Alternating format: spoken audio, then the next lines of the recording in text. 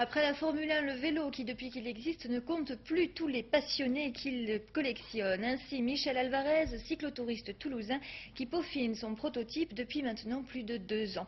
Effort récompensé, un vélo révolutionnaire vient de sortir qui se fabrique aujourd'hui au niveau industriel. Nicole Zimmermann et Gilles Lefebvre.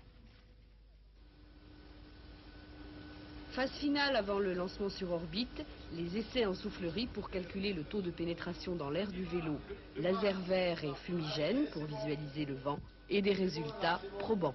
Les résultats exactement me donnent sur le CX, c'est-à-dire le coefficient de traînée, donnent grosso modo 10% de moins avec le cycle option par rapport au cycle traditionnel.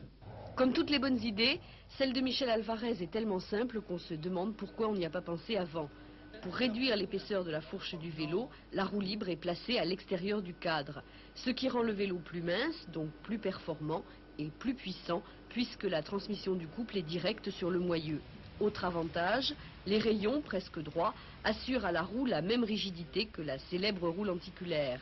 Et dernier atout, on change de roue aussi facilement que de chemise. Une idée que Michel Alvarez n'a pas eu de mal à vendre. Ça se passe très simplement, quand l'idée séduit, on ne réfléchit pas tellement et on se prend par le bras et puis on fonce, quoi. Ça nécessite quand même des investissements financiers, comment vous les avez trouvés? Les investissements financiers, d'une part, j'ai une société qui fonctionne, donc déjà ça se fait au sein de la société et ensuite avec l'aide de banques. 2,5 millions de bicyclettes vendues chaque année en France, de quoi ouvrir quelques belles perspectives. Les espoirs sont très bons puisque le vélo plaît, il commence à être demandé. Le côté innovation séduit beaucoup de monde, notamment quelques coureurs qui ont pu l'essayer et qui trouvent un plus à ce vélo. En attendant, reste à faire connaître le vélo. Ce sont 2 coureurs colombiens, Acevedo et Ron Sancio, qui en seront chargés en l'utilisant sur le circuit des Isards et pour la course du Dauphiné libéré.